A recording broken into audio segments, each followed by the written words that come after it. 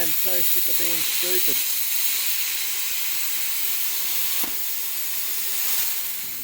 Alright, so end of the last video, this plasma cutter did not work very well because there was massive RF interference from when the torch turned on, and it went through the whole system and eventually cut out the controller. I did a lot of extra work mucking around with it to the point that now I've rewired the whole setup with shielded twisted pair cable to all the servos, to all the stepper motors. They're not servos. I have earthed everything. So now this top table, I had to do away with the cable tray run because this is not flexible. It wouldn't have worked. It would have been a horrible mess.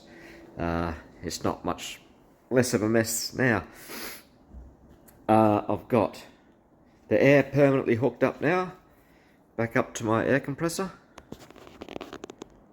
The one big thing that's stopping me from doing more on this video is the controller. Insert photo. The USB port, the little C one. Last time I pulled it out, it pulled the insides and the guts out with it. That was no good, and I ordered a new one. Not only did I order a new one, or a direct replacement, I've also ordered a 4-axis controller. I've got these ferrules on everything that comes into this cabinet, including the earth wire here, and that's just basically the on-off switch for the torch. No current, well, it was just in case. I found a 5-meter long shielded USB cord, which I think was probably my biggest issue.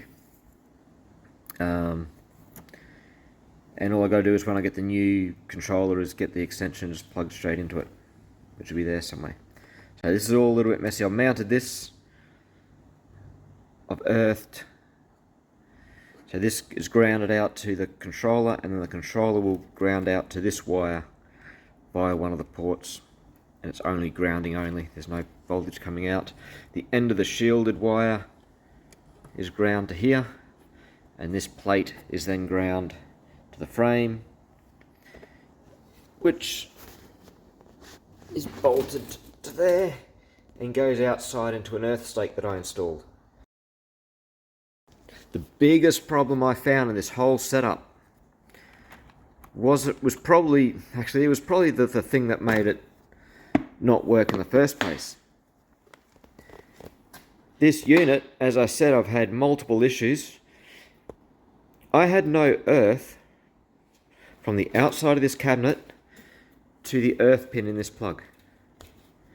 I recorded it, but the camera was rubbish.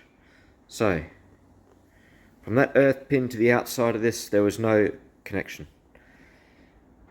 I opened up the box, and inside they had bolted this earth lead to a powder coated frame, and that's as far as it went. It wasn't actually, this machine was not electrically safe when it was sold. That's a huge, I thought you have to test that. So anyway, I've fixed it. I scraped the paint off, bolted it on. I've tested every piece of metal on the outside here is now earthed out to itself that it needs to be, apart from that, because that'll just destroy everything. Earthed this now to the frame also, all the way to the same point and out. Now, I even went to the point of checking that this is also earthed. I've got connectivity between this frame here and that there, but what I will do is I'll run another earth lead from here to the shed.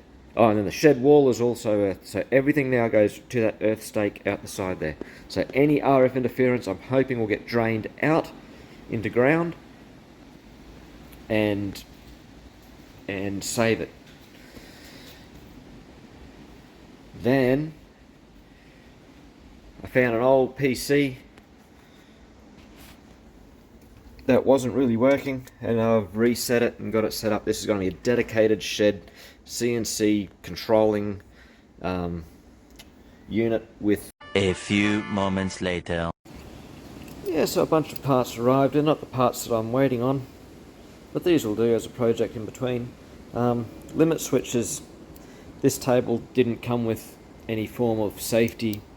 It was just you set where it's going to be and you hope that that's going to be fine. And already some of the software buggered me up.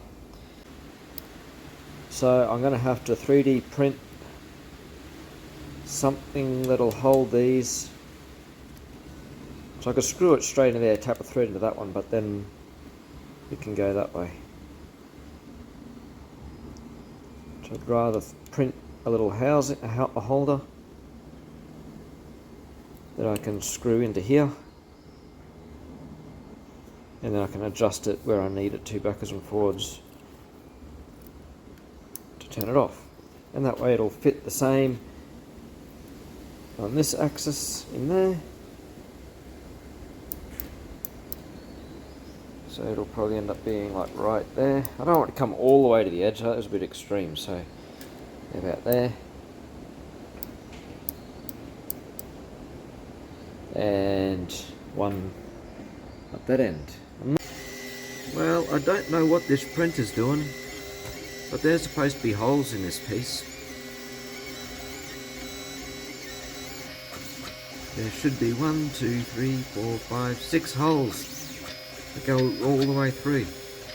They're on the plans. I didn't cap any ends off. Wonder what happened to the G code once I thought it was okay. The next day. And it works. While it looks ugly and the wiring's not completely finished, as in tidy, it actually works. So check out there, I've got to the point now that there is no RF interference coming out of almost anywhere, to the point that I've got this device that reads it,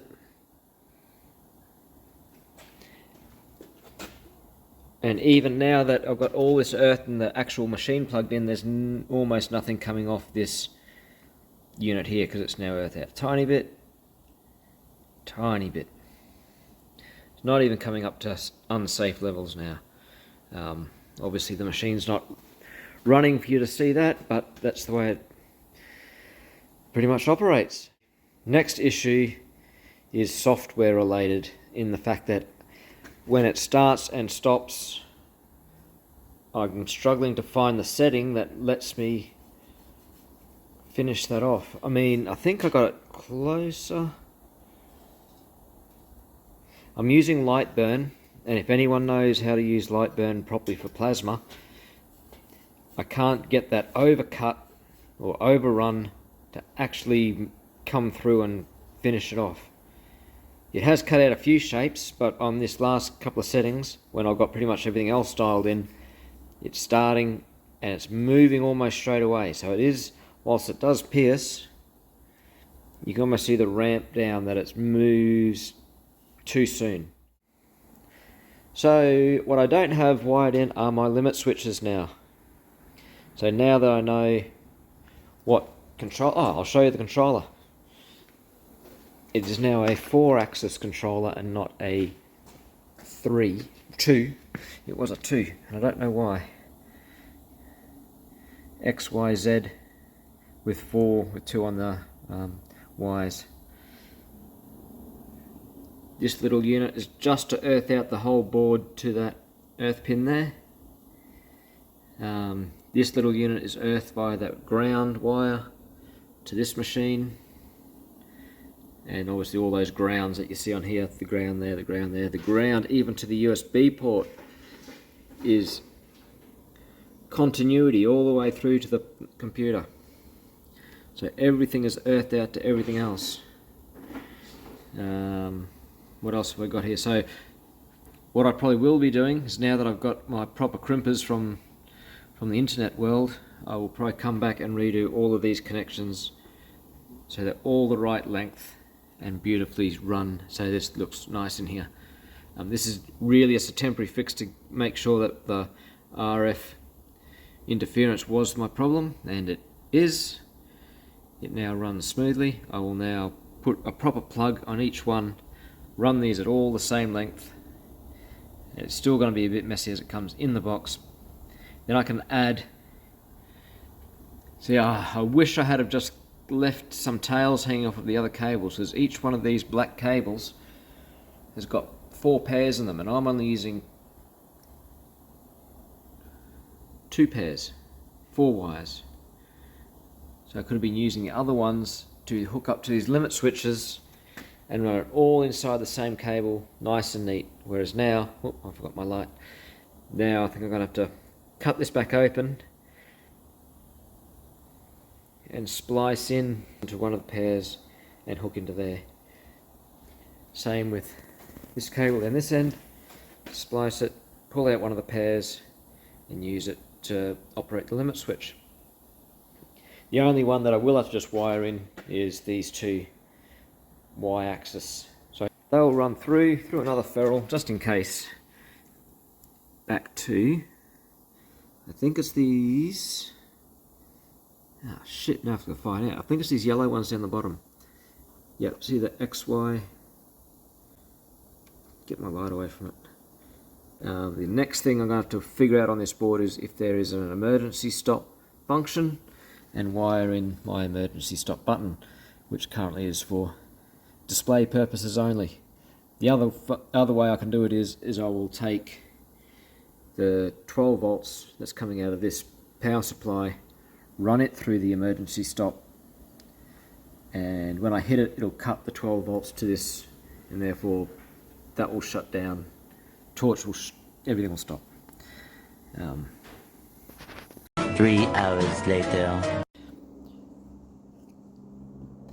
So I know this isn't your regular fabrication type of material that we've got going on here, but you know what? If you're gonna need a tool, you're probably gonna have to build it, because have you got $7,000 for a large format plasma cutter? CNC? If you do, you shouldn't be watching. Got my JST connectors. I've got to find which one of these stupid little things is the right stupid little thing to put into one of these dumb things, which will have 4 in it. So it'll just be one of those dumb things with 4 of those dumb things, and I'll probably even try and sort out which one of these colourful things go on the dumb things. I might even, oh, have I got the right colours? Red, oh, I might have the right colours. And then I've got these connectors to go on to the limit switch, which will be probably these smaller ones with a little rubber boot that comes with it, so I don't need one of those. That's what we're doing. I will need some cutters, some wire strippers, because I've decided in my old age that these are a lot easier to use than my youth, and especially internet purchased pair of these JST doohickeys, and they will crimp beautifully, I hope, if I can do it properly. So let's get into it. Oh, and you'll need a multimeter to test the continuity and make sure that what you actually wired up here is what it actually appears at the other end. That's my what I'm doing.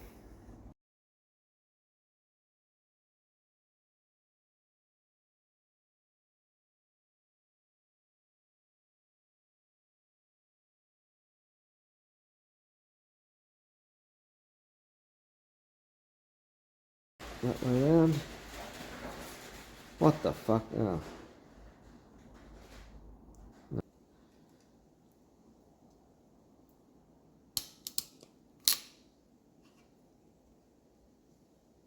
Oh, fuck's sakes.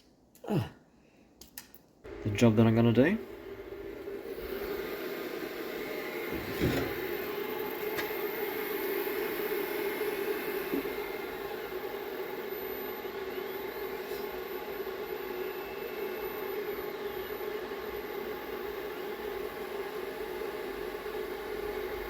I'm going to have it stop right where the job's going to start, which is there. So now I'm going to line up my scrap piece of test material.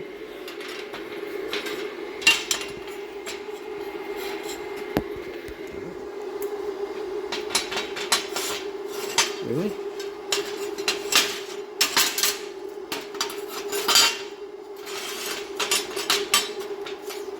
What is happening? There's a lump of slag. There we go. Line up the test material. That's wrong. It would be that way. The corner is right there. And I'll hit frame again just to make sure.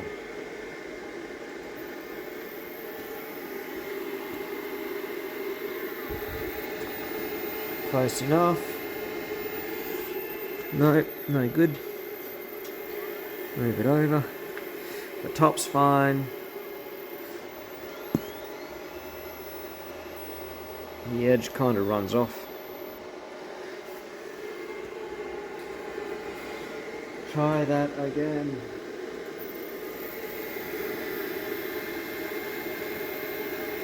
I don't care about that corner, there's nothing being cut there. That size. Might be something there, don't know. Anyway, I'm going to pretend that we're happy with that. Once this is finished, I'm just going to click there. We're going to print out this little tiny woohoo. Hopefully it'll look something like that once it's done. I've got line mode. That's about as fast as this machine actually runs when it's printing. This, and we'll just no.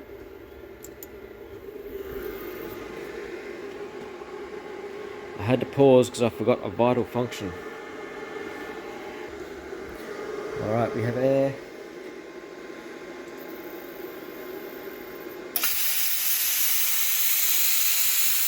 Oh, my steel sticker. I forgot about the stick of steel. I am so sick of being stupid.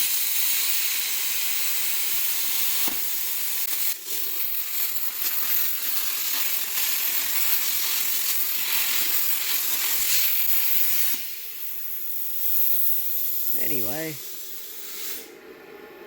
so despite me being the problem, the machine worked perfectly.